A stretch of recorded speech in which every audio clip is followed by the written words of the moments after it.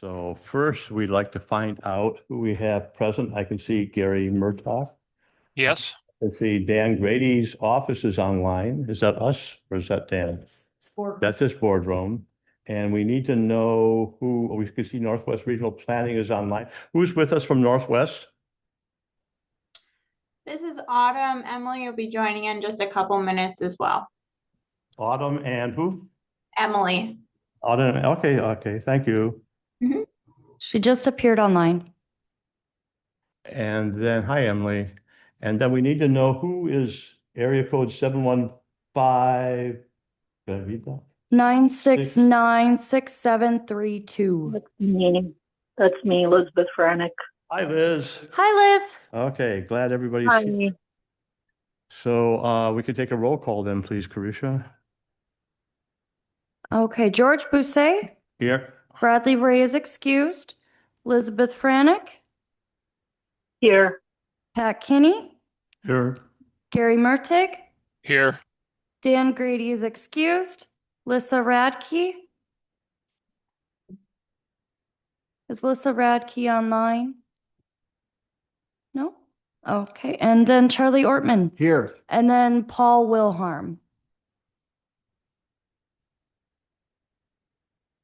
Okay, so first order of business will be, this is the Ashland County Planning Committee, working on the Ashland County Comprehensive Plan, for anybody here for public comment or listening in. And we will be going over the agenda as posted online. It's Monday, July 21st, 1 p.m. We're at the Ashland County Courthouse. And my name is George Bousset, and I chair the committee. So we start with the approval of the agenda. Has everybody had a chance to look it over? And can we have a motion for the approval or comments or amendments? Anybody? Move to approve. Charlie, So moves to approve. Is that a second from you, Liz? Yeah. Okay, seconded by Liz Franick. So the agenda is approved. The first item after the approval of the agenda is item number 3, public comments. Order. We had a motion and a second, but we didn't vote. Oh, you have to move to, yes, I stand corrected. There was a second, so all in favor of approving the agenda, say aye. Aye. Any Aye. opposed? Hi. Thank you for that correction. And then we move on to public comments. Is there anybody online or present for public comment? Anybody online for public comment? Present?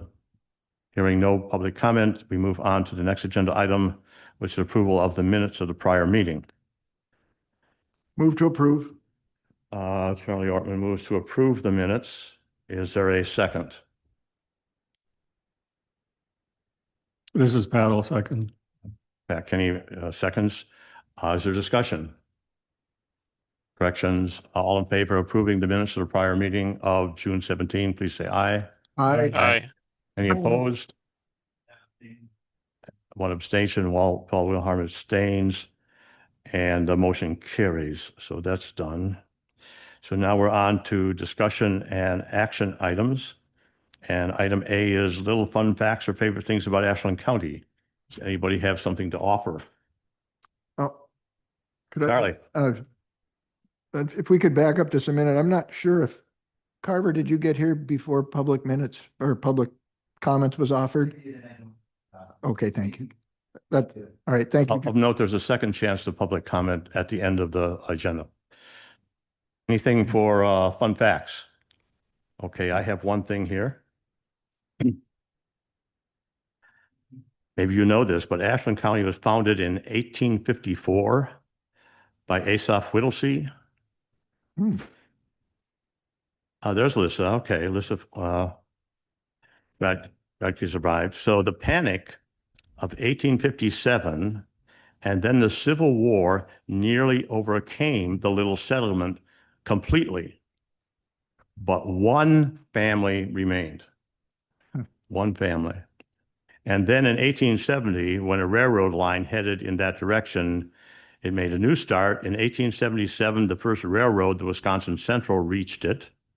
The years 1886 and 1887 saw a boom caused by the realization that Ashland would be the port of the newly opened Gogebic Iron Range. In the 80s and 90s, Ashland was also a great sawmill town. a little bit of Ashland history. Any fun facts, Lissa, to add? Not today. Okay. No, I could add a quick one. Nothing cool like please do. that. Well, while you're talking about people history, we have lots of famous people from Ashland, famous in the big picture, maybe not famous that we can claim, but Pulitzer Prize winning author David Maraniss. He's written numerous biographies of other well-known figures like Vince Lombardi. Lewis Robert Blake was an American ice hockey player who played with the Boston Bruins for 17 years. And Milton Leroy Moose Gardner was a professional American football guard in the National Football League, playing for Detroit and Buffalo, and finally the Green Bay Packers. Thank you for that. Any more fun facts? If not, we move on to item 5B, which is subcommittee status reports. And we usually take this in order, starting with intergovernmental. Mr. Ortman. I have nothing to report at this time. Okay. Reviewing and moving along. Subcommittee report on trends and issues. Lissa Radke. Yes, I've been contacting some people who have expressed in the past an interest to talk about issues and opportunities. We're going to do just little half an hour check-ins to pull together a team who wants to look at those ideas in a more formal way, that they would come to one of these meetings and express their opinions, as well as help spread the idea to their friends and neighbors that these discussions about issues and opportunities and obstacles are happening. Any questions for the trends and issues team? Then cultural resources and community facilities. Liz, do you have something to add today? Nothing at this time. I'm going to be inviting certain folks to our meetings. I think that, and putting that on their agenda in the very near future. Thank you. Moving on, agriculture, forestry, and natural resources. Pat Kinney. We had another farmland preservation meeting since the last comp plan meeting, and we're going to have another meeting every month or so for the remainder of the year. But I got a question for Alyssa. Back in December, January, we had, I believe, 3 ag-related meetings. And so my question is, why did we have those meetings? How do they tie into the comp plan? And the timing of that before we even made assignments for who would have who on the comp plan. Could you explain that to me? Go ahead, Liz. Yeah, so about a year ago, I started talking to Dan Grady about hearing from people that in the county that they were very interested in making sure that the new comp plan included robust conversations about how extreme weather was affecting county people, places, and resources. And so I was working with a National Park Service's team of expert planners who deal with this. And we came up with this method of working with each of the 9 elements, current plan goals and objectives, and making sure that they were infused with issues of importance related to extreme weather. So those were just conversations around each chapter. We went through 5 chapters, and then the federal government cut the people on the National Park Service team. So I don't have access to them anymore. But we met with transportation, natural resource, agriculture, land use, and utilities and community facilities. And so each of those committees, when they meet with a larger group looking at all ag issues, in this case, not just climate related or weather related, that they would get a copy of those recommendations from that group of experts and specialists and people like yourself working in those areas, and say, will you please consider our recommendations about how the county could deal with impacts from extreme weather when you're looking at your broader chapter. And then we'll have to figure out how to tie that into what we're doing on the comp plan going forward. Yeah, so the way we had set it up was, let's say you're going to, regional planning is going to have a meeting scheduled to talk about the ag chapter. Then everybody involved, the public can have a copy. We'll post it online. We'll certainly give it to the members and say, here's what a group of local and state specialists had decided were good recommendations to be included. And then that ag committee will look at those and say, yeah, this one really fits really well, or this one we don't feel is viable. All right, thank you. Does that sound Yeah. like what you were hoping? Okay, cool. And thanks for being. So I have another question about the ag section. And I don't quite understand fully how the farmland preservation plan work flows into the comprehensive plan. Is it like a third section? How do you see that, Pat? And I'd like to ask the same thing of Emily. How does the farmland preservation So the plan flow into the farmland- comprehensive plan? the farmland preservation plan has to be updated anyway. And just with the timing of it all, it ties in with the schedule we're on. And so the farmland preservation plan, like the forestry plan, is a rather lengthy document. And what goes in the comp plan is going to be much more brief than that. But then another round of input for the public, specifically for the comp plan, even though we have input opportunities for the farmland preservation plan. So it's going to provide a lot of background that the whole document won't be in there. So does that mean we'll be utilizing a lot of the background information from the farmland preservation plan for data requirements within the comp plan, like land usage, land mapping? The topics in the farmland preservation plan should provide an excellent starting point for the conversation on the ag component. But because the comp plan is going to have its own opportunities for input, we shouldn't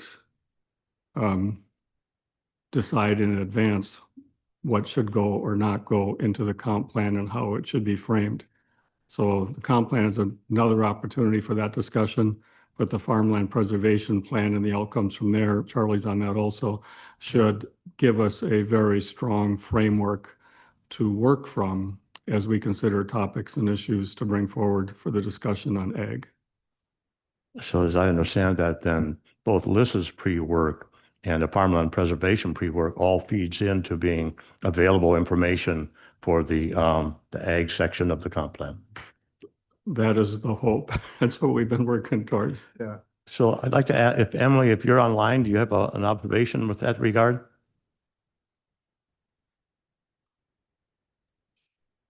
I'm not Yeah, sure. can you hear me, everyone? I can hear you now. So they're two distinct but closely related planning documents. And the farmland preservation even follows the same adoption procedures that the comprehensive plan does, so that they can be fully coordinated and integrated with each other. So comprehensive plan would be thinking about broad land use guidance, and then the farmland preservation plan focused on ag land protection.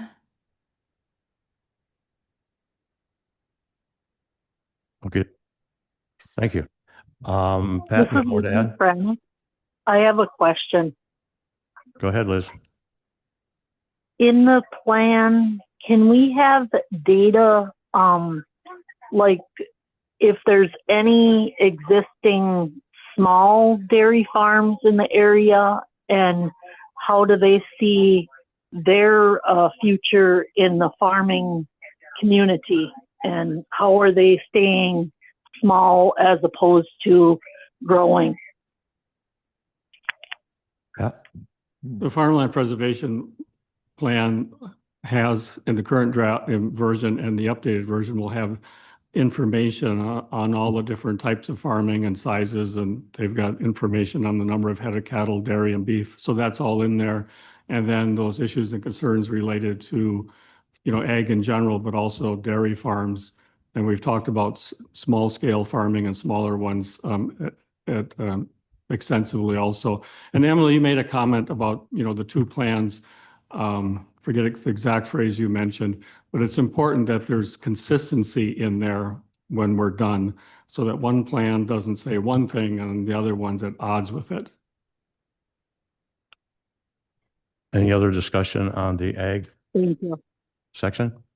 Then we move on to transportation. So that's my element. I have asked Paul Wilharm to join me in that effort on transportation and utilities, particularly in the sense that Madeline Island has unique transportation issues, and that there are issues around the future of transportation on the water in Chequamegon Bay and around the Boston Islands. And I think, Paul, you also have some background on with regard to airports. Is that correct? Maybe you could give us a little bit of what you might bring as insights from your background for transportation.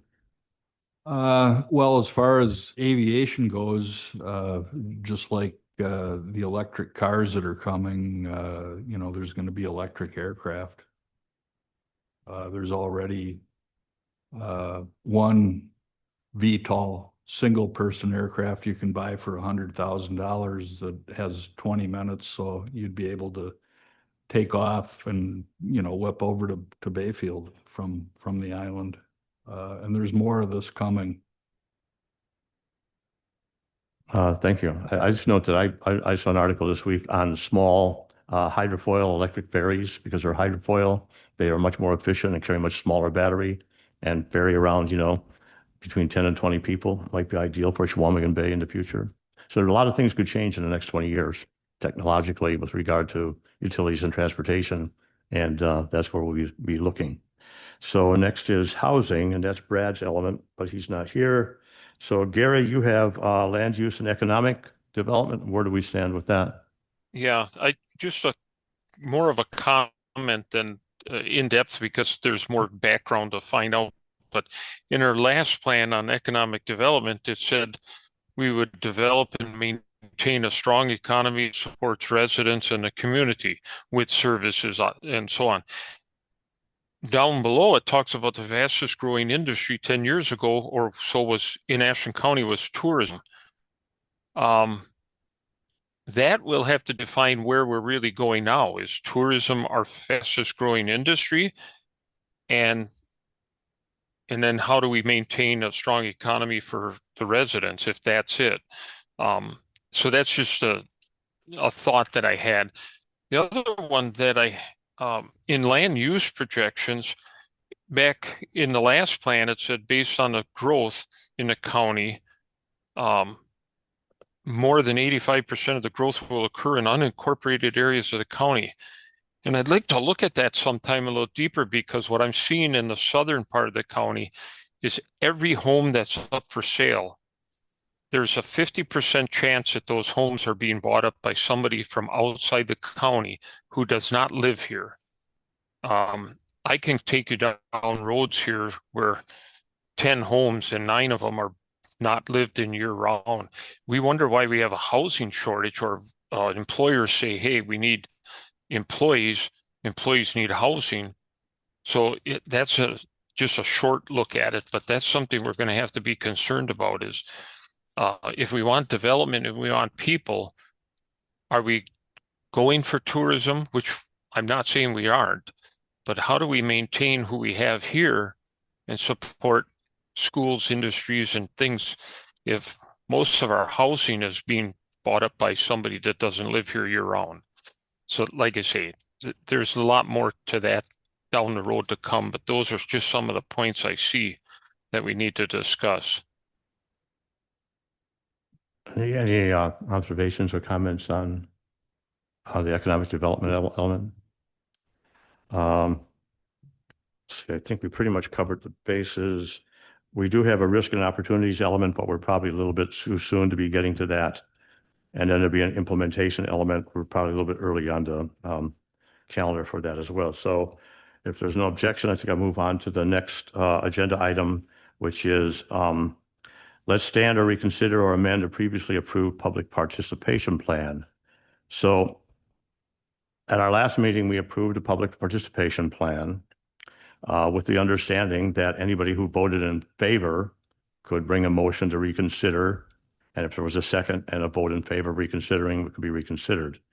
Now, this is on the county board agenda for approval tomorrow.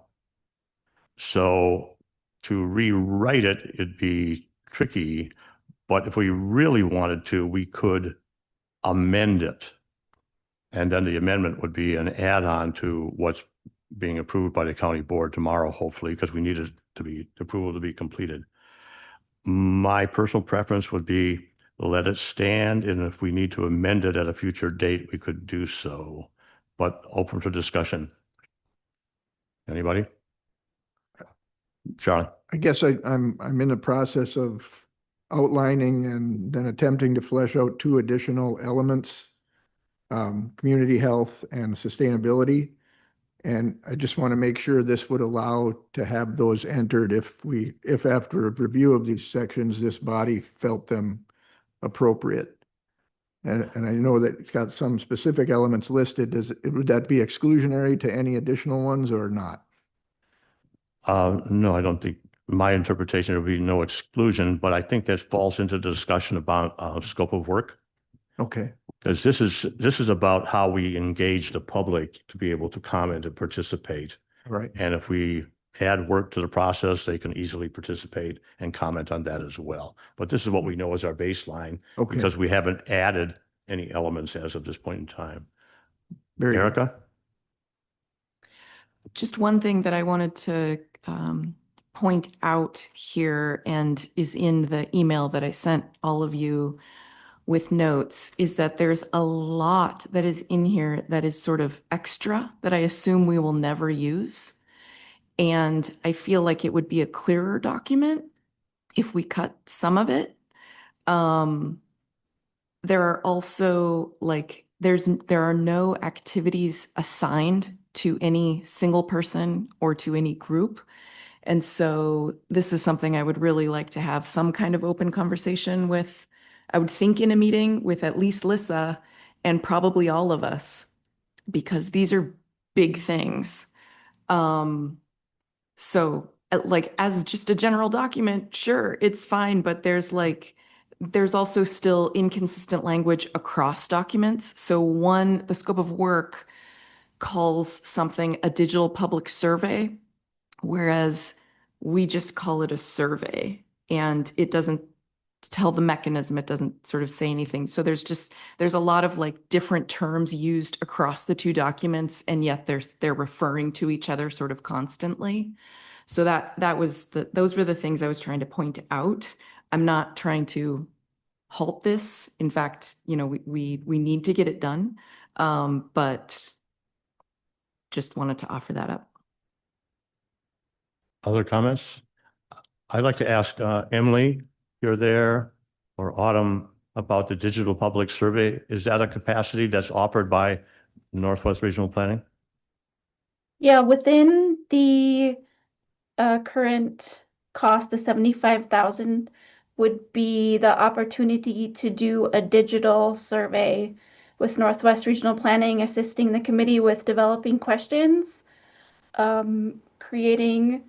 usually we create a QR code, and then it would be the county or committee's responsibility to distribute the survey information, whether that's social media, newspapers, county website, to get that information about the survey opportunity out to the public. And then once those surveys are completed, Northwest Regional Planning would do a summary report of all of the answers within the survey. And that would be within the current constructs of the cost. Thank you. Other comment on the question, Pat? Well, what Erica said, I've got some of the same questions, thoughts, concerns. One is it seems ambitious, which is fine, but then the question of who's going to do what and when, and that isn't in there. So for example, I've got the ag section, but I've had 3 meetings with Alyssa. We're going to have a good 9 or more with farmland preservation, and that's all outside of whatever the comp plan says we're going to do. Then I have the forestry. So I'm thinking about all these meetings just for the comp plan update in those sections, let alone everything else. It's not clear to me what I have to do, when I'm going to have to do it, where I'm going to have to do it. And that's partly penciling in, this update around everything else in life. And then I've mentioned this before, next April, there's an election and the comp plan doesn't need to be done until the end of 2026. All things being equal, it'd be nice if the group of us that are active now, largely have what we need to do done by April. But if we don't, it should be really clear to whoever picks it up, if anybody's not here after April, that they know what they would be getting into if they take it on. So there's no clarity on that yet. I'd like to get to it when we get a chance. Other discussion, Erica? Just to make things really clear, so in the public participation plan, there's something called summaries, whereas in the public participation plan, there's the word summaries being used, summaries of meetings that are transcribed. I believe in Ashland County, we call those minutes. So, some of these things are really easy to change just to make them consistent so that we're referring to actual documents that are recorded, so we don't need to do additional summaries, right? Also listed under its own bolded subheading is community display and exhibit. That is separate from our open house, all of our other meetings, sort of everything else. At least to my knowledge, we haven't talked about a community display and exhibit. I don't know if Lissa is thinking about an extra community display and exhibit. And if we're not, why don't we just delete that part? Like if we're not going to do it, if nobody's going to pick that up, wouldn't that just be a super easy fix? There's also, let's see, an email mailing list that someone should be overseeing, collecting emails and then sending out updates to things. Do we have anyone in mind for who's going to do that? If not, I think we could take that out too. I think if it's more the subcommittees are creating their own sort of groups of people, then maybe that doesn't need to be in here. And then there's also a newsletter. Someone is going to create a newsletter periodically and pass that out. There's also quite a few things listed here that need to be on the website that are not on the website yet. So like a lot of it is not, I don't feel like it's sort of debatable. Like I don't know, like if we're not intending to do it, it would be a more concise document. It would be easier to read and things would actually reference across multiple documents. Listen. Thank you. Yeah, I know when Eric and I met and we talked about this, it was almost like we should not, quote, pass this yet until we met in August with regional planning to find out like what exactly they're doing and what we were doing. So thanks for mentioning my name 100 times, but I don't have the capacity to do that in the next year. I can do a few things, but I can't be the keeper of the outreach for the county's plan. I'm not sure what is in the contract. Emily mentioned maybe $20,000 for a survey. I don't know if that's already in the scope of work as a contract item or if that's an additional thing. So it seemed like before we pass this, and you could pass this and say, this is our first attempt, but it's an organic process and we know things will change, and then go back to the board and say, we want to do some changes. Or I think we're meeting with regional planning in August for the first time, get more information then about what is theirs. And then what is our real goal, are we going the Cadillac template outreach? That's this. Or are we doing the Chevy or the bicycle? And then figure out who could do what. Or the electric airplane. Other comments? Ready to go. Charlie? Yeah. I would just, or do are you both kind of suggesting that this might be a little premature approving this until we meet in August? And if so, is there any rush, George, that we couldn't take this off the agenda for this month? It's my understanding we're required to have it now when the contract goes into place. The contract has not yet been put in place. The next thing on the agenda is to talk about the scope of work. Point out the things that I find in this. The state law says, shall adopt written procedures designed to foster public participation. That's the requirement. Shall adopt written procedures designed to foster public participation. There'll be open discussion, communication programs, information services, public meetings, and with advance notice and opportunity for written comments. That's all that's required. So I see this as documentation of a smorgasbord of options for the committee and future committee, if it's different than us next year, to be working with. And if we leave things out, they won't be there on the smorgasbord table for people to choose from. I'll point out that most of these are open house and open house. Okay, one open house is actually required by law. But when you come to some of these other items, it's let's see, where am I? It's a may. So community display may be used. It doesn't say it will be used. It says it may be used. It's there as an option. A newsletter may be prepared. So I see no point in deleting these items because they're reminders of something that we could do and we might decide to do later in the process. The last thing I'll say is that personally, I support leaving this alone and letting the county board approve it tomorrow, but it's up to the committee. This has already been approved, so it would take a motion and a vote to reconsider and to reopen discussion and then revise it at this meeting or at a future meeting. But if we delay to the future meeting, then it won't be in place for the satisfaction of the contract and the grant requirements. So it's up to the committee, but Charlie, you have the floor. Thank you. That clarifies things for me. And I support approving this now. And then I suspect when we meet in August, then we'll be able to decide which of these options are our best ones to use should we choose.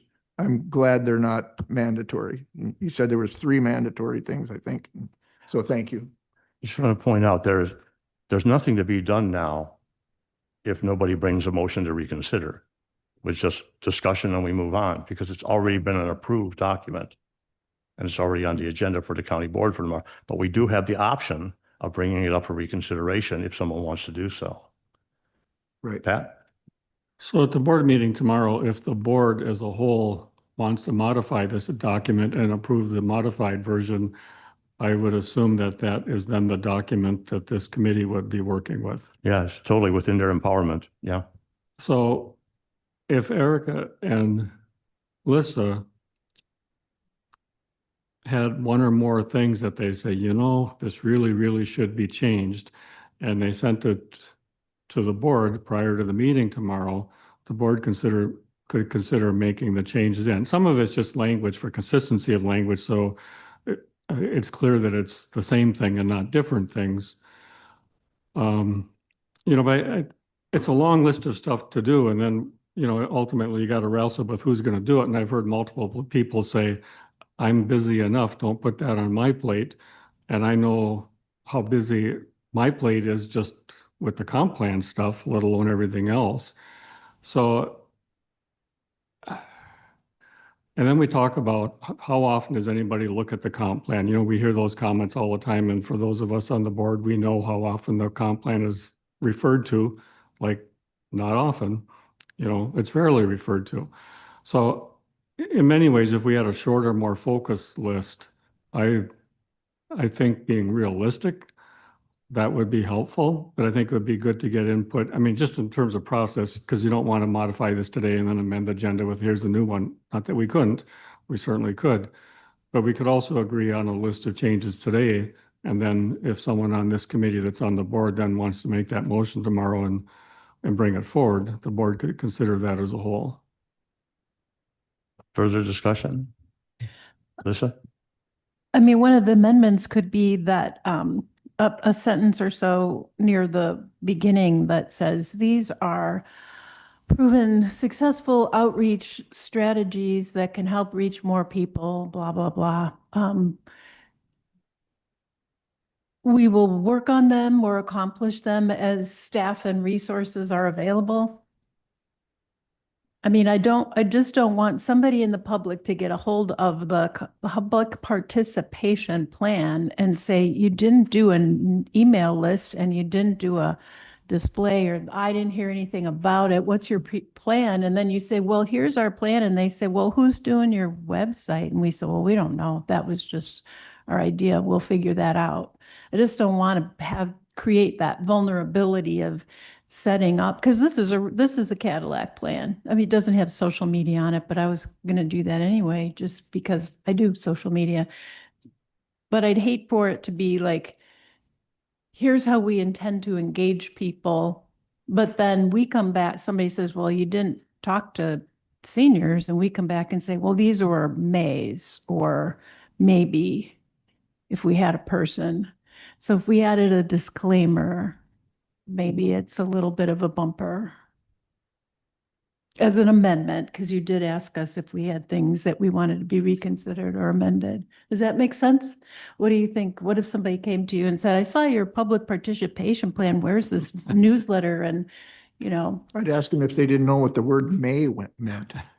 When we still have to decide of what those we're going to use. And I think so we leave those options there, and then in August, we rewrite it and say, these are the ones we're going to use. And then if they don't find those, they have a beef with us. But if they don't find us using something that we said we might use but didn't, then they don't have really a grounds for a complaint. Well, I see where that could possibly happen, but I think that's going to jam us up more than it would help us at this phase. Would you have an issue with adding some language that says, this is our first great plan, depending on resources and staffing? I look at this now that we're looking at this Cadillac option plan to determine what part of it we want to use. And if, Can we decide that today? not my bailiwick, but if George says we can, is it a good? Yeah, let me chime in here. I think it'd be more expeditious for us to amend this at a future meeting if we wish to.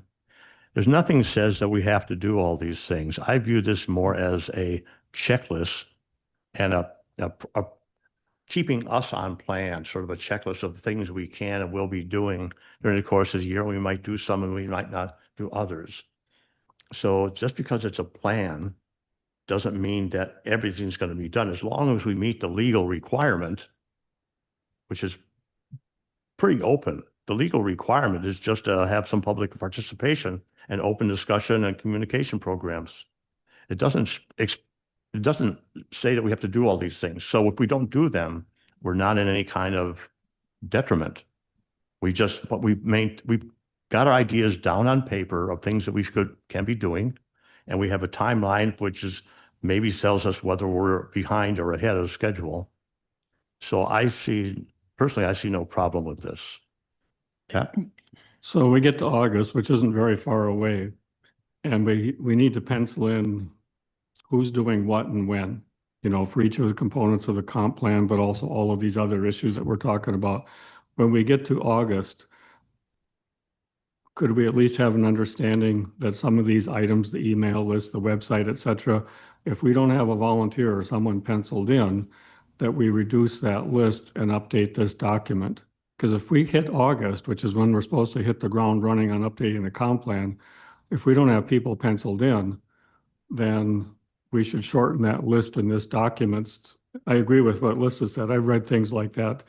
And, it creates the impression that there's going to be a bunch of stuff going on. And yes, the word may is in there, but you can only not do so many things that you say, we may do this, we may do that, without leaving a sour taste with the public. I would rather have a shorter list that we're committed to and have the people and the resources to do, and then do that, pencil it in and be committed to that. But we hit August, we need to pencil names and dates and commitments in. So I'm okay with leaving it to August, but if we don't have names in August, then I think we have no choice but to shorten the list.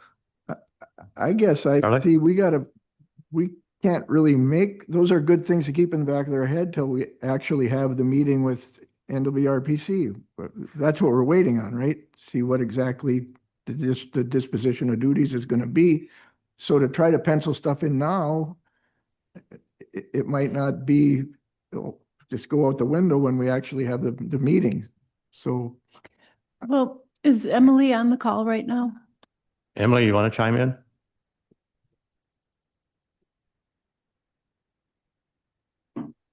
Emily will be coming back in just a second here. She'll be able to hop on and give some answers, but I guess our situation that we're in right now is we're not technically under contract yet to be coming to you, like attending meetings in person and things like that. We don't have a contract set in stone right now.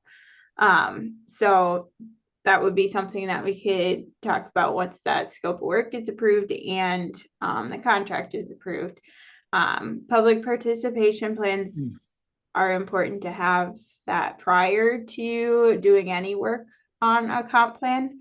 It is statutorily required before any work to a comp plan is done, that public participation plan is approved. So that would kind of be your first step on anything, would be to get the public participation plan nailed down and approved by the county board. Thank you, Autumn. And I'm back now. This is Emily. Go ahead, Emily. So we would have just like a general outline. Northwest Regional Planning's responsibilities would be to make sure that all of the statutory requirements are met for the comp plan update. So that would include the adoption of the public participation plan by the county board before we start any sort of planning committee meetings that are facilitated. We'd also make sure that the draft plan is properly distributed to all of the required entities. So that would be neighboring jurisdictions. And then we'd help prepare the materials, the draft plan for county board adoption. We'll be the ones responsible for updating the tables, charts, maps, any narrative content that's affected by any new data. We would draft the updated narrative content and revise the plan chapters for review by this committee. And then for actual facilitated meetings, the current scope of work includes 8 meetings of this committee, as well as 1 facilitated public open house. So that's different than the required public hearing. That's a part of statute. The open house would be on the preliminary draft comprehensive plan before it moves into the formal adoption process to get some input from the public on a preliminary draft. And then we would also provide digital copies of the draft and final plan in both Microsoft Word and PDF formats. We do the mapping and develop the updated existing land use and the future land use maps. We would support the county in the preparation of the public hearing. That's the statutory requirement. That is with the 30-day notice of the final draft plan. And we would also assist with the information you need for final plan adoption by the county board.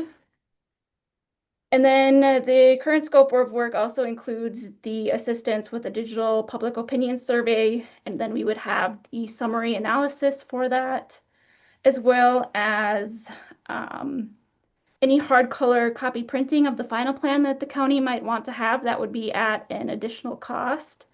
So for Rusk County, for this planning committee, the main things would be to review and provide timely feedback on all the draft materials that we provide,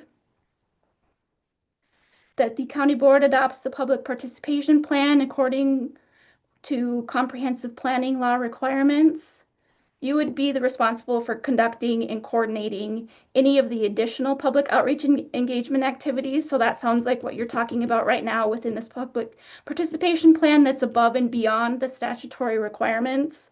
And this public participation plan is based on one that another county that we worked with did. So these are things like that another county had as their priorities, and maybe those priorities are different in Ashland County. So I heard you talking about the community display, and what that county did was had a display with some of the survey results as well as some of the background information, population and housing data, and they had that displayed at the entrance to their government center. And then we'd also assist with organizing the public hearing for plan adoption, as well as approval of the final plan and related ordinance with the county board. And I see one hand up. Yeah, this Emily and Autumn, this is Gary Murdock. I have a question.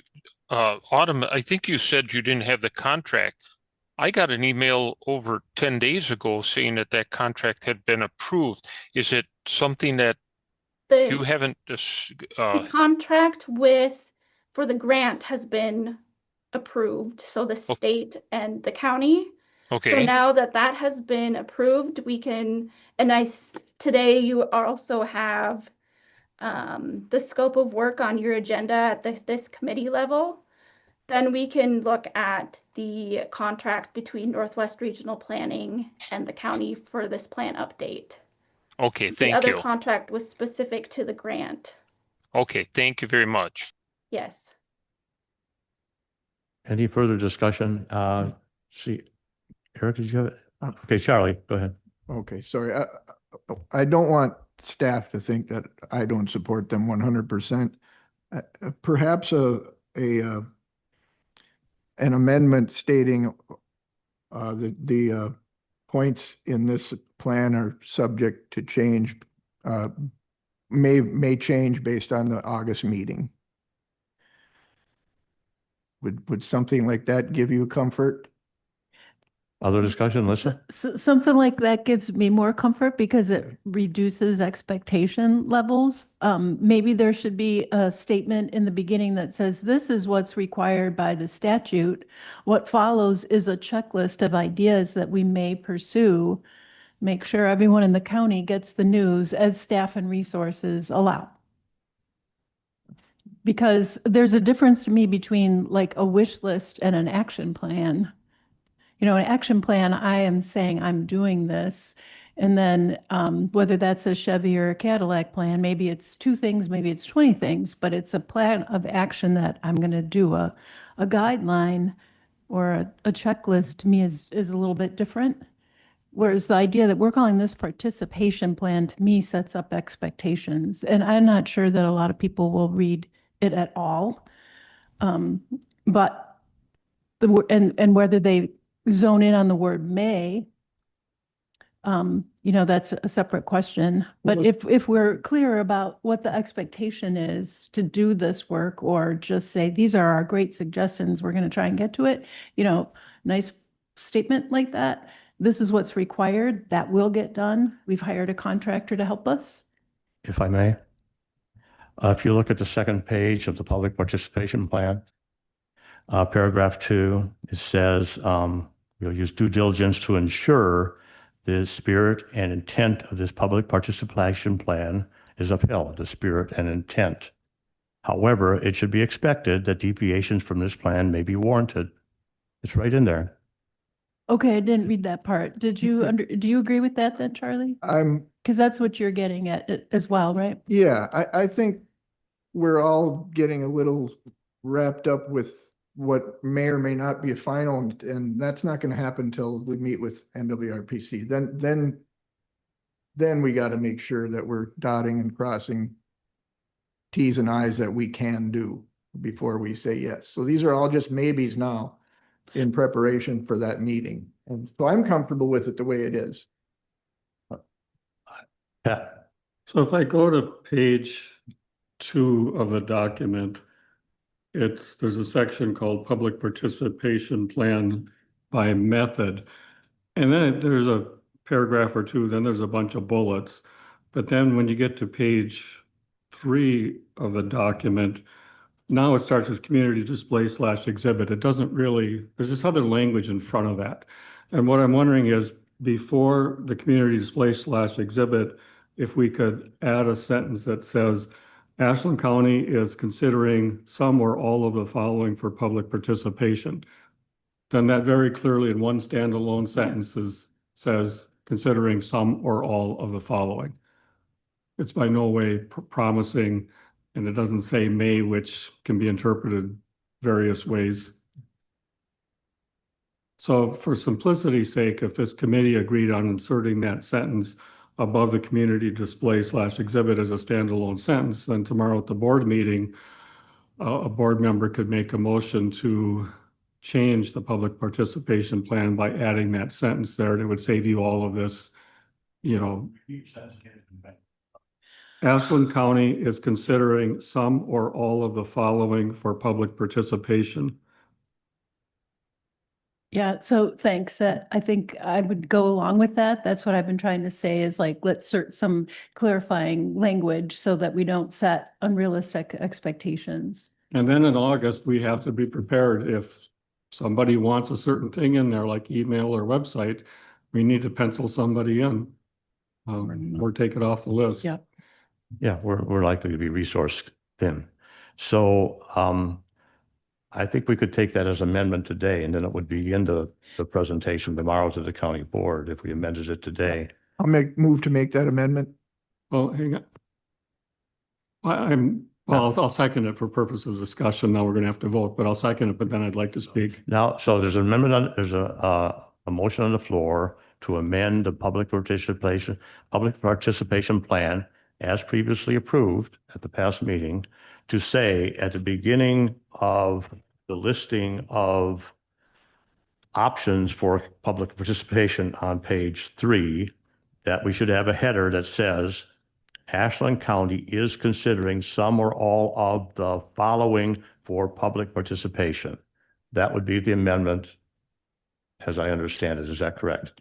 Pat? Well, it is, but logistically speaking, the board meeting is tomorrow. If we pass this today, we're changing the plan the board is asked to consider, which would mean you would need to send the administrator an updated copy of this plan today. They would then need to modify what's on the county website for the packet tomorrow. And for those board members who get the packet in print, they would need to print copies to give to them. If we agreed as a committee on this change today, a board member tomorrow could make a motion to modify the plan with the sentence that you just said, and then say that the committee supported making this change yesterday, but we're not going to go through the logistics of you and Dan and others having to update the packet. So would you like to propose, would you be prepared to make that amendment tomorrow? I would, as long as this committee is in support of making that I change. support. So you want to withdraw your withdraw my amendment proposal and support the course of action that Pat submits it tomorrow at the board meeting. Are there any objections to the proposal by Mr. Kenny? Then so be it. And we move on to the next agenda item.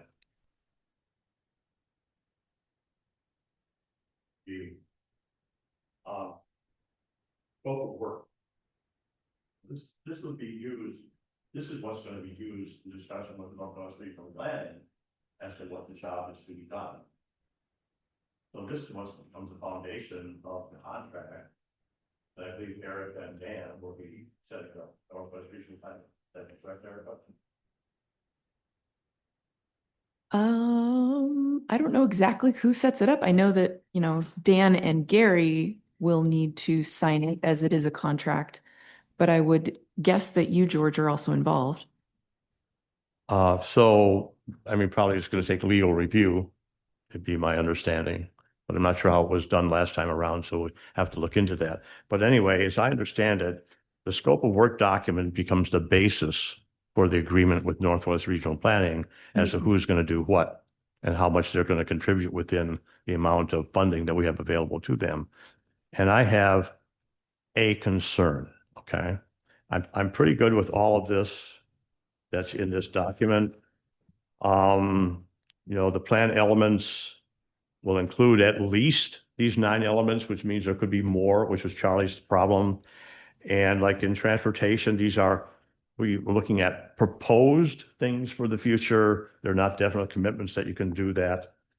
I don't think I highlighted, there's some other things I highlighted that we're looking at, future risk and opportunities, and we want to promote diverse, sustainable economic base, and that land uses, proposed land uses, and that implementation is policies, programs, and actions to achieve plan goals. So we will need, in the end, reasonable parties and strategies. But my concern is this. I look at what we have in terms of resources among ourselves to do work. I mean, some of us are professionally committed and have an overload of work probably already. And the rest of us are essentially volunteers who receive a per diem for going to a meeting, but it's definitely, so there's a lot to be done here, and we're going to need a lot of help from Northwest Regional Planning.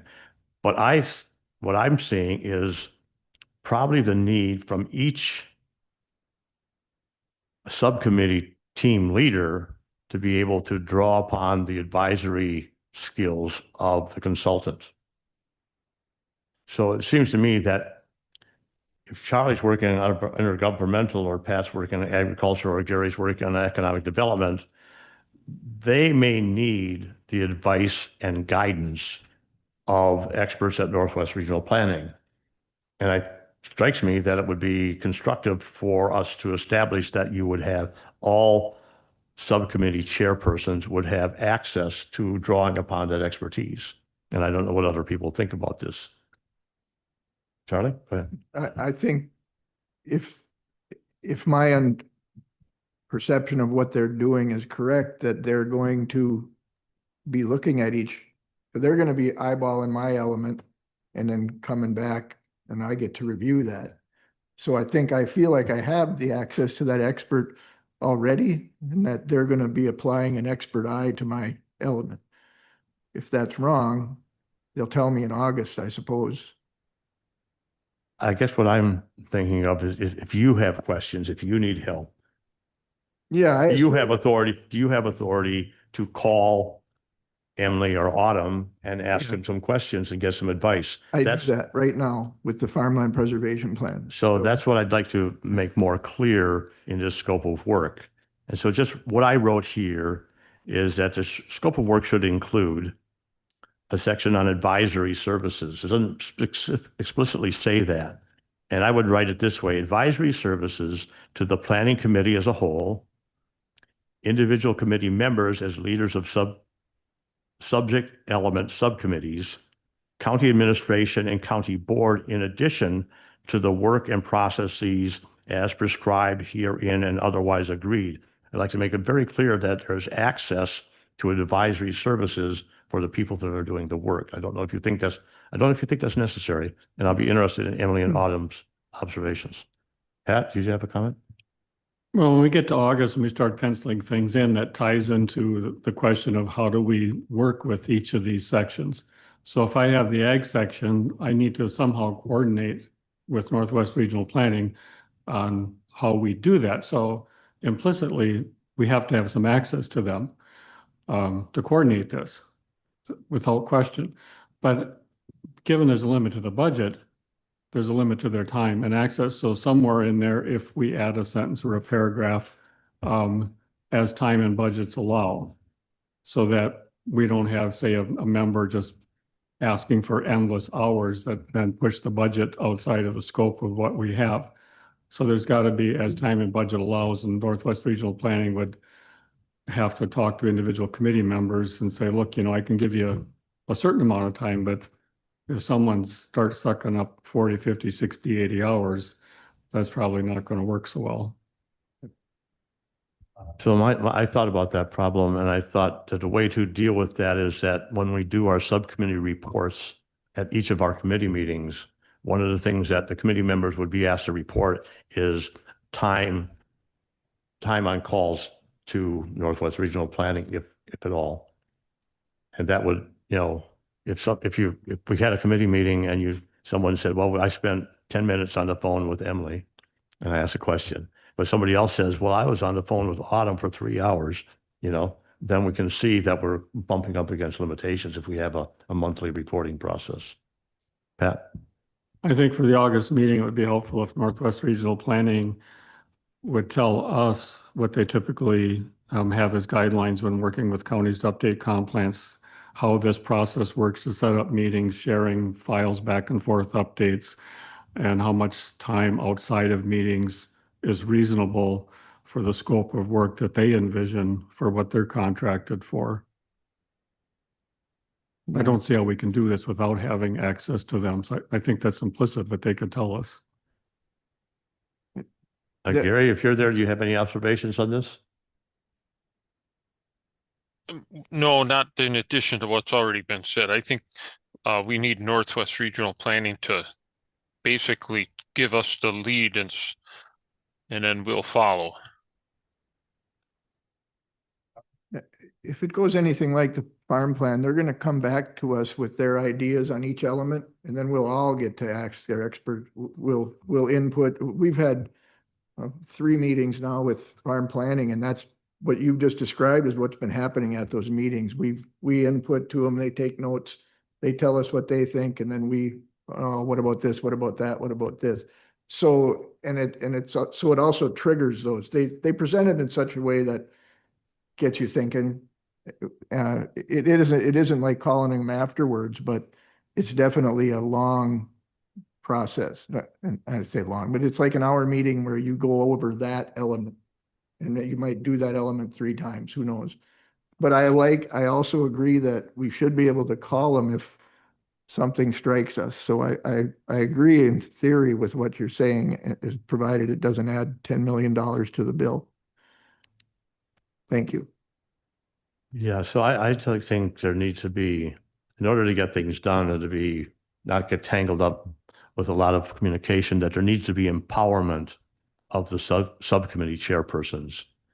Not to have to call Dan or come to me, or, just within reason, be able to go directly with your questions to Emily or Autumn. So Emily, do you have an observation on this chain of thought? I would say that based on experience from other counties that we've worked with that have had subcommittees for individual chapters, we have Northwest Regional Planning staff would first update the chapter with information that we have available to us. And once that draft is updated, we would share that maybe on SharePoint or whatever platform that the county prefers. Sometimes we'll even include it on our webpage, and those can be downloaded by the committee members, and that's available to review by the committee. So typically you start with reviewing the background information and making those revisions, and then moving to the visioning and the action plan and implementation, and doing it in that sort of sequence and sharing those documents as we go through the plan update process.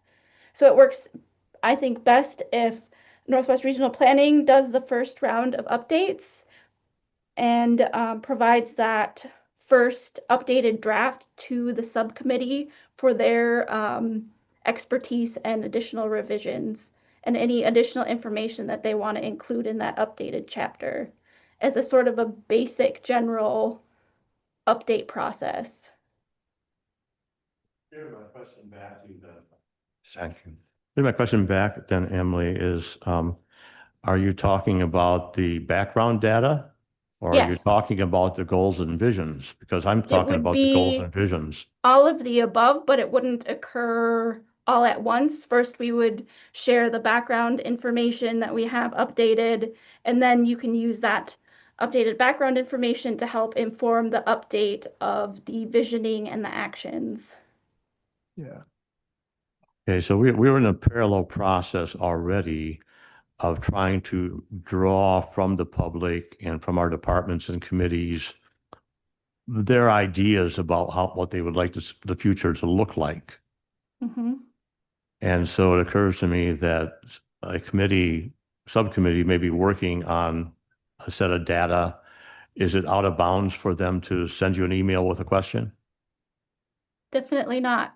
That would be appreciated, because I know that there are certain things that this committee has expertise on that, Northwest Regional Planning might not have access to certain information or data or plans or ideas that you might have that should be incorporated in the update. So from my position here as chair, I would want all of the subcommittee chairpersons to be empowered, feel empowered that they could submit questions. I send an email or a short conversation, if not necessary, to go after the contract is signed, because we don't have that yet, and that we would monitor that utilization in our reports at our monthly meetings.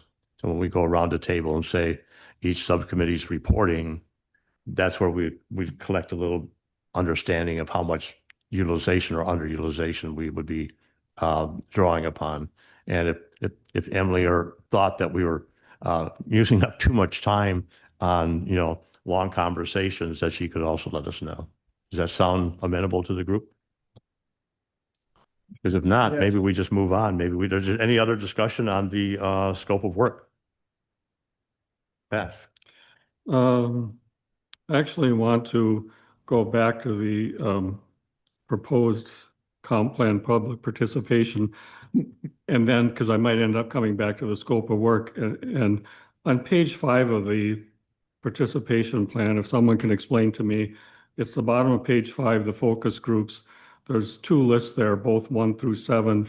In the first list, the second item is trends and issues. And then the second list, is largely a reorganization of the first 7. But what is missing is in the second grouping, issues is missing. The trends and issues, what happened to that? And then if we go back to the 9 required items, there's issues and opportunities. So we went from, in the comp plan 9 elements, we went from issues and opportunities. On the focus groups, number 2 is trends and issues, and then it is not seen in the second group of 7, which left me with a question. This is Emily. Issues and opportunities is the name of the element as written in the comprehensive planning law. Right. But a lot of Ashland County must refer to that as trends and issues. And it was not a part of the element focus groups for this public participation plan because that county's trends and issues or issues and opportunities was only a list of the issues and opportunities. So it was a full committee exercise of updating the list of issues and opportunities in the county, and it was not at the subcommittee level. It was a full committee level meeting that occurred. So for the sake of clarity, would it be helpful if we change trends and issues to issues and opportunities for consistency? I'll leave that up to the committee, but it's for consistency with the comprehensive planning law. It might be reasonable. Okay.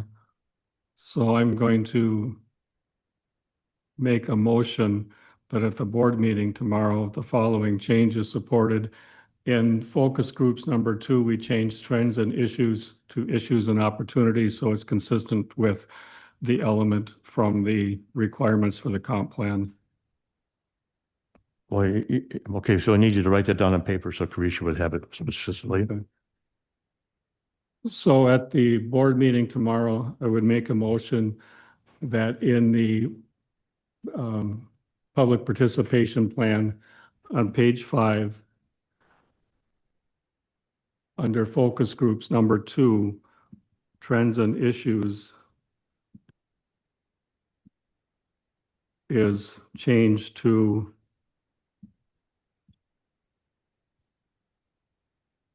issues and opportunities so that it is consistent with the language used in one of the 9 required elements of the comp plan.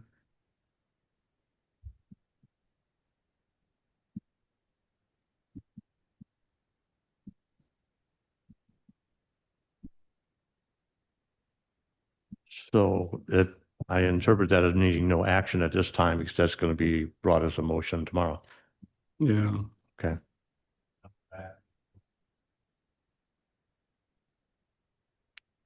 Are there further comments or discussion on scope of work? I'm just going to make a note that on lower part of page 3, in one of the bullets, second to the last of volume 2, it says issues and opportunities. So we see it there. Now the language is consistent. Excuse me.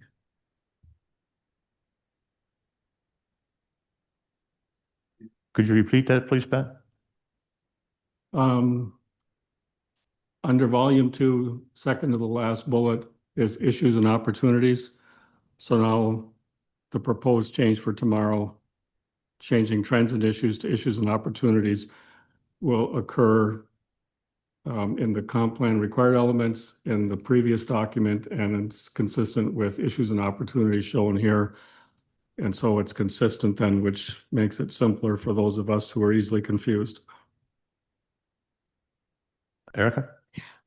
I have a few suggestions just for consistency and clarity of word choice across documents. But since this does not need to be finalized today, I think we should probably just do that as we talk with Northwest Regional. Okay, so I agree with Erica's comment. This is input document for preparation of a contractual document. And if there'll be rewording and better wording of things, I imagine, in the contract, and it'll be subject to a back and forth and discussion between our representative and Northwest Regional Planning. So this basically sort of represents intent. And so the only thing that I thought I needed to add for intent was that idea of that I need these committee members to have access to the consultant if you have questions or need advice. That's the only thing I really wanted to add. Anybody else? Pat? I really just want to express support for Erica's desire to have consistency of language. When I see language that's different, I can spend a lot of time trying to figure out, why is this language different? Is it the same thing or not? And if it's stated differently or different words chosen, why is it different? So I really appreciate the consistency of language, and to any extent that Erica, Alyssa, and others can make that language consistent, I really, really appreciate that, so I don't go down rabbit holes. Are we going to do that? I beg your pardon? Are we going to do that, suggest that, or should we give, are we going to talk about that language changes? Because in the public participation plan on page 5, it says focus groups, trends and issues, which is what you want to change to issues and opportunities to be part of the scope of work. Is that what you're saying? Yeah, in fact, that's a good point. If it occurs in more than one place, we should make changes to the entire document. And the public participation. Yeah. Because it says trends and issues. So if the committee's okay with it, replace trends and issues with issues and opportunities in the public participation plan, and then someone could do a search and catch them all. That would be good. Yeah. And does that mean that, because, and Erica, you've done a lot of planning. To me, trends, issues, and opportunities are all different perspectives. But it sounds like what we're suggesting is we don't talk about trends necessarily. We talk about issues and then opportunities arising, but not necessarily trends. Like we said, housing, is becoming perhaps more and more owned by seasonal residents. So that's a trend. Do we want to just give since I'm doing the issues and now opportunities group? In the scope of work or in the public participation plan? In the whole participation Oh. plan, if we're taking out trends, we're still going to want to talk about trends, right? We're changing language that changes the discussion. If I may, is there any reason we can't just say trends, issues, and opportunities? That's what I'm I asking. mean, I don't see it. They all seem to go together. trends and give insight to issues which open up discussion of opportunities. Possibly. It's kind of a sequential thing. That's what I'm asking. So I would prefer the language trends, issues, and opportunities. And the Not to- definition of the issues and opportunities element is that it includes background information on the county and a statement of overall objectives, policies, goals, and programs of the county to guide future development and redevelopment of the county over a 20-year planning period. Background information includes population, household, and employment forecasts that the county uses in developing its comprehensive plan, and demographic trends, age distribution, education levels, income levels, and employment characteristics that exist within the county. So within the definition, it does incorporate the housing and population trends and projections. So when I have those public conversations or however we do those, we'll make sure that we're going to bring up those three things. And then they'll be fact checked by trends that have been identified in volume 1. Does that sound right? Yeah. So if we may, we could move on to item 5E, which is our working relationship and scheduling with Northwest Regional Planning. Emily, are you sort of able to give us the outline of how we proceed with you folks from, development of contract and our first steps forward? The next step would be to develop a contract based on the scope of work and the county board to approve that contract with Northwest Regional Planning. And typically, I think what we've done with other counties is have a more condensed version of this scope of work, like sort of a 1-page for the contract. And then we internally have this longer, more comprehensive document to work with between the committee and the staff members at Northwest Regional Planning, if that sounds reasonable.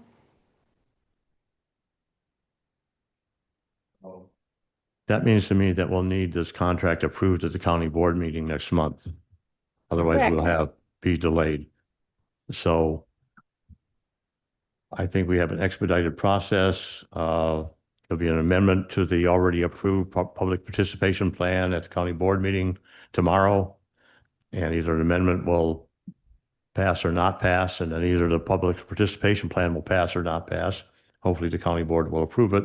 And then we'll be able to move forward with the contract based on the scope of work.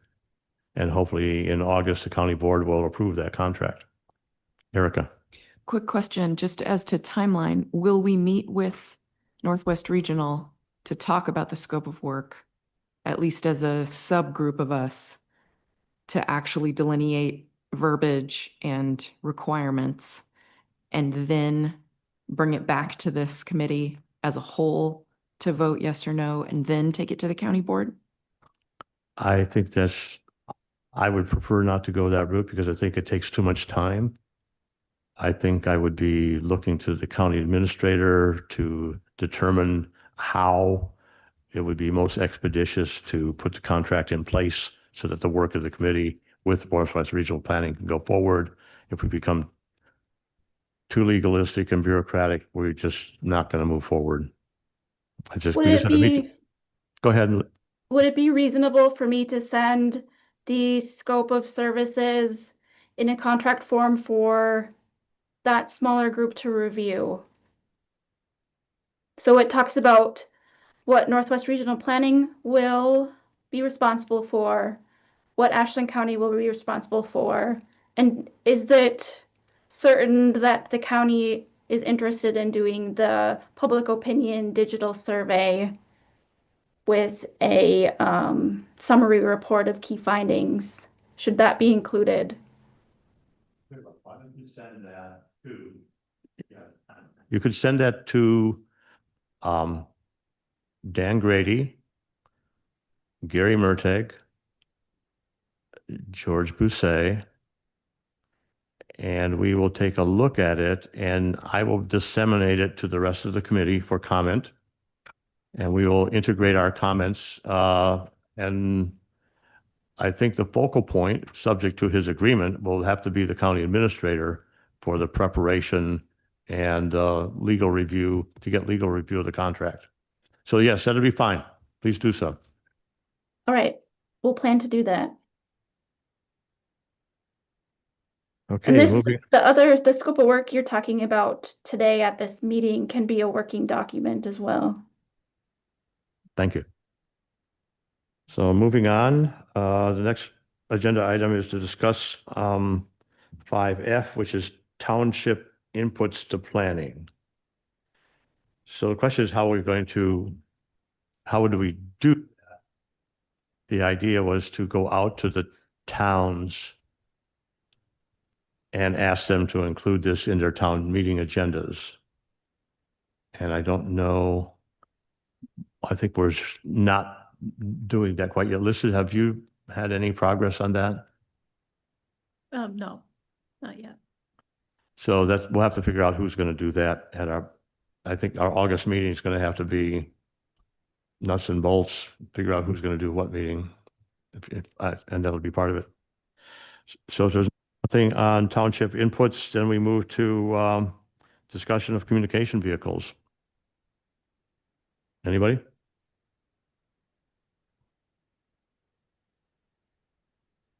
Paul, how about your computer? Charlie?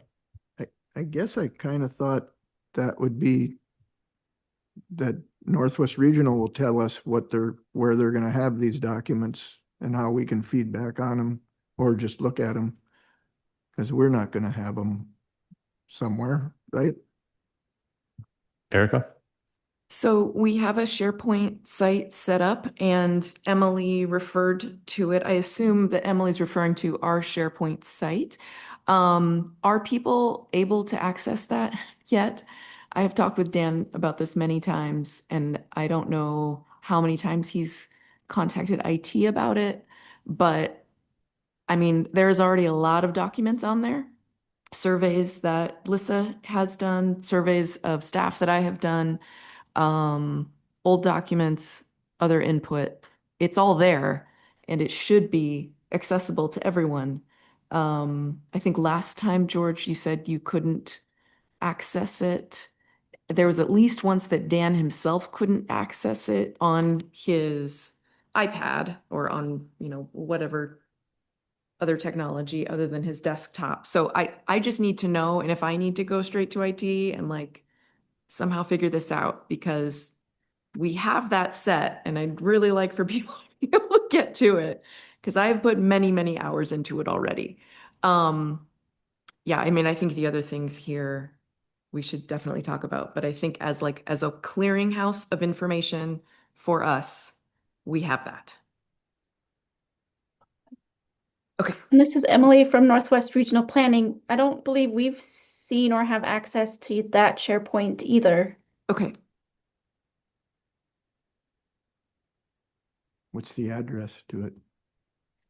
It was sent to everyone on the committee at least twice. Okay. I can send it again. I do need to double check though, Emily, if the county will add Northwest Regional to it. Because it is within the administration drive. And so then you would have access to kind of a bunch of other documents that you probably shouldn't have access to. So I'll If also. that's the case, we could utilize Northwest Regional Planning's SharePoint for any sort of draft materials. Okay. I'll talk to Dan about that tomorrow and see what the best course of action is. Okay. Comment on that is that Erica did send me that. I haven't been able to get into SharePoint yet, but Erica sent me copies of all the county departments' inputs, and it's terrific material. Well, I have feedback from all of the county departments on their views of input to the comprehensive plan, and it's great stuff. Okay. We just really all need to be able to get into SharePoint and look at this stuff, because when we start getting the feedback from the towns, that'll be on the same location, and a lot of our committee work will be in the same location. So Charlie, you had a comment? Yeah, but I have a different one now. So when we say feedback from the townships, are we looking for that in their updates to their plans or their direct input to this plan? Or both? Well, I think we're looking for their input to the county's perspective, but obviously that's going to have a lot to do with what they think about their own townships.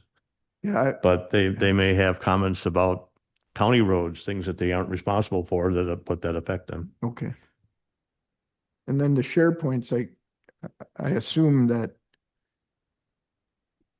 our SharePoint is for inputs to NWRPC, who will then add them to their document or not, or somehow, and then that'll be on the rewrites gonna be on the NWRPC SharePoints, right? The actual. We have not redone- figured that out yet. That's what I'm gonna Okay. try to figure out Okay. tomorrow for the 4th. All right. Thank you. Okay, anything further on communications? Pat? This is Liz. I gotta leave. I'm going to work. All right. Thank you, everybody. Bye-bye. Thank you, Liz. Take care, Liz. Bye. Bye. You too. Pat? You know, it occurs to me from when I was teaching and we started putting lots of stuff online, I taught lots of online and ITV courses, is I always tried to keep things really organized and not be redundant. And so there was a logical place to find stuff. I would keep those documents updated and current, and I wouldn't have a bunch of what I call clutter that people had to wade through. I wouldn't have the same thing in multiple places. Some instructors say, oh, they can always find it here, you can find it there. And what I think about is when we get to this time of year and we started preparing for semester, some people would say, oh, I got to update this and that. And it was like, why do you have it in so many places? And of course, they don't remember to update everything.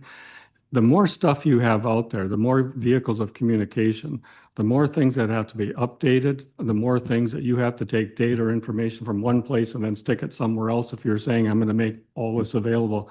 So the more places you have stuff and the more it has to be coordinated and transferred to, and the more it has to be updated, not only is it a lot of work, and it's what I call self-inflicted wounds because people have too much in too many places because, oh, I'm going to do it on social media. I'm going to do it all these other places. It sounds great until someone has to coordinate and do the work and keep it current. But it also means it's harder for, in this case, the public to find stuff because now they're wading through in different places looking for stuff. And it all can't be current and updated at the same time because, well, somebody's got to do that. So I actually think there's a lot of merit to being concise, both with the types of communications and how it's stored, how it's organized, how it's presented, as we go through this process, because too much in too many places.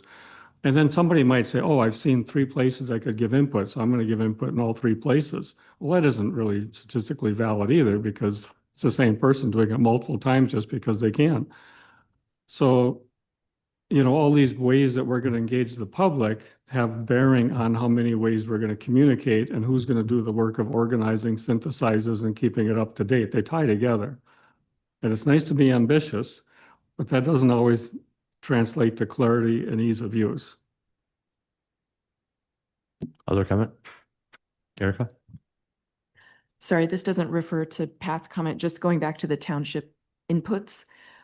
Just wanted to ask, at what point are you imagining this, George? Is it that we should take the first draft of the full comp plan to each of the townships? Or make efforts at the subcommittee level to include township feedback within their sections? Or is that what we're figuring out today? I'm just trying to, Yeah, no. I'm again trying to figure out who will do it We're going to when. attempt to do with the townships the same thing we did with the county departments. That was as simple as that.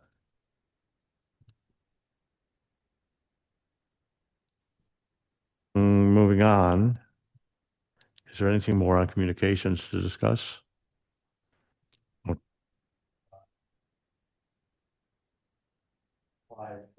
which is review of progress of versus calendarized work plan, which is basically laid out in the scope of work. I thought it is a kind of a checklist, what are behind whether we're behind schedule or not behind schedule. This is at the end of the scope of work in a grid format. Go on. There you go. So in this layout, which is just a typical kind of 18-month scenario that was provided in the Burnett County example, basically. So Northwest Regional Planning provided us Paul, a copy of another county's planning, and this scope of work basically comes out of that. So in our scope of work, there is this timetable. It's kind of a checklist of whether we're keeping up or not. And it's an 18-month cycle. So if we're going to be done by the end of 2026, this would be the first month of the cycle. It'd be July. And so month one would be established steering committee, and internal plan review to identify content and revisions. I don't know that we've all really done that, but hopefully each subcommittee element is looking at their individual elements and reviewing it and taking that as input. And as far as I can see, that's where we are right now. And then in pre-planning month 2 here is revise and adopt public participation plan. So I think I'd say we're on schedule. And then in month 3, which would be August, no, that should be actually September, would be, set up plan update web page. Maybe we'll be able to do that, maybe not. Engage local units of government and to issue press releases. So if we're get the public participation plan in place as of August, I think we're on target. And then if on month 3, we have some objectives to work for. Is there discussion?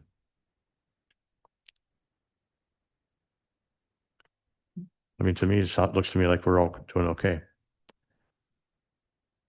Being no discussion, we move on to the question of publicity. Because right now, I don't think the public has any sense that we're doing this at all. I don't know what people's ideas might be.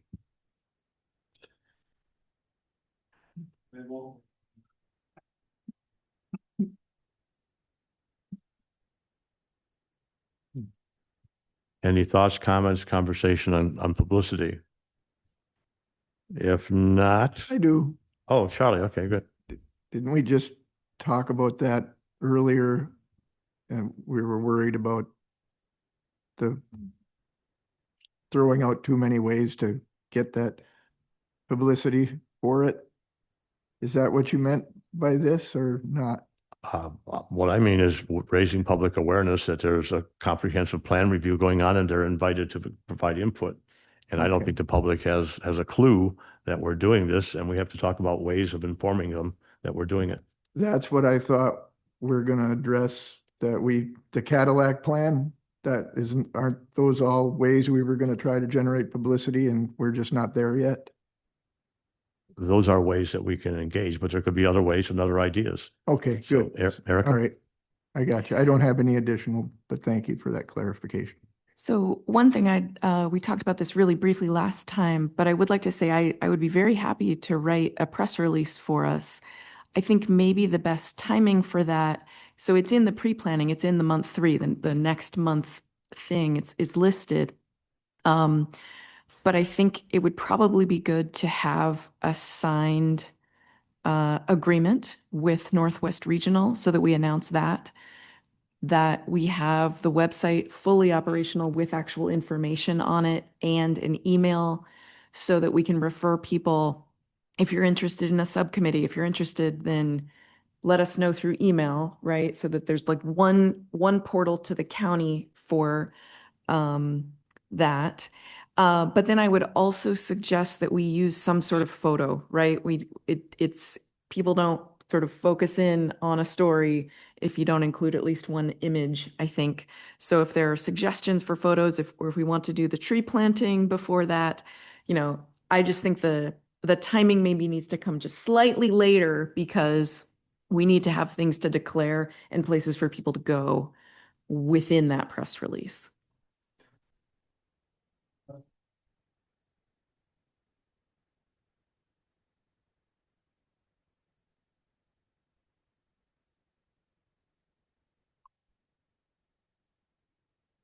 Other thoughts and comments?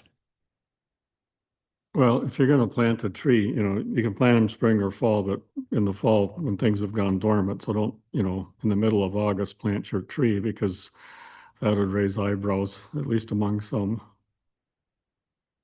So the best time to plant a tree is in the spring? Most trees get planted in the spring, but you can plant in the fall too. Depends on the species to some extent and the size, but certainly not in August. Okay. It strikes me that a press release at the time of the signing of the contract with Northwest Regional Planning would be a good announcement that the county is launching its comprehensive plan effort and is contracted with Northwest Regional Planning to assist with this work that worthy of a press release, and then other things could follow. I don't think we have to do it all at once. Other ideas, comments?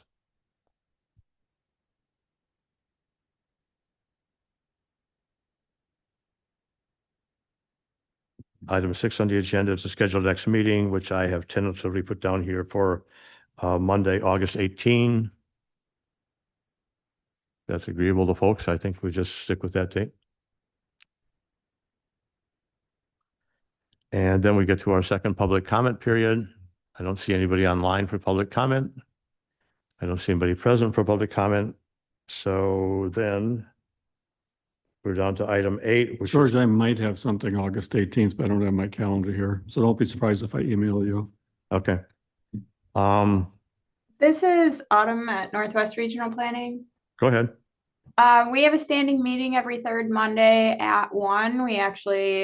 Me and Emily had to step out of that meeting today to attend Okay. this one. So that normally would provide a conflict at 1 o'clock. Well, how about 2 o'clock?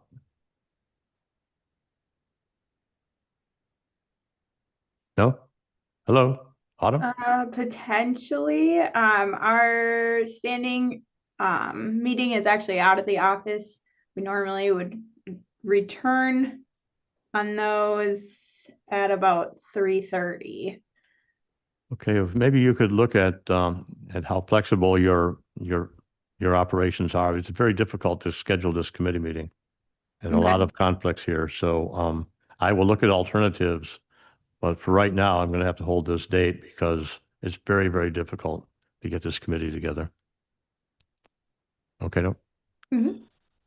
And so then no public comment, and there's committee review of public comments because we're required to do that. And then there's other business and future agenda recommendations. Anybody have an agenda item they want to put down for next time? And final round robin of comments. Anybody want to do a summary comment? Pat? Bayfield County kind of kept theirs shorter and they had some kind of nice display and materials and whatever that seemed to have caught people's attention more than the usual comp plan updates.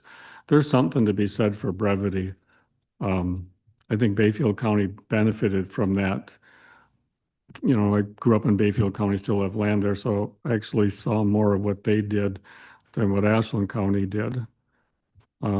People don't read long documents. Brevity is. Yeah, I mean, concur with that observation. I really liked the City of Ashland's comprehensive plan. It's much shorter, easier to read. So when we get to boiling things down, we might consider that. Other summary comments? If not, a motion to adjourn, please. Charlie moves to adjourn. Second? Is that Gary? Oh, Paul seconds. Okay. Second. Okay. And all in favor of adjournment? Aye. Any opposed? Aye. Thank you, everybody.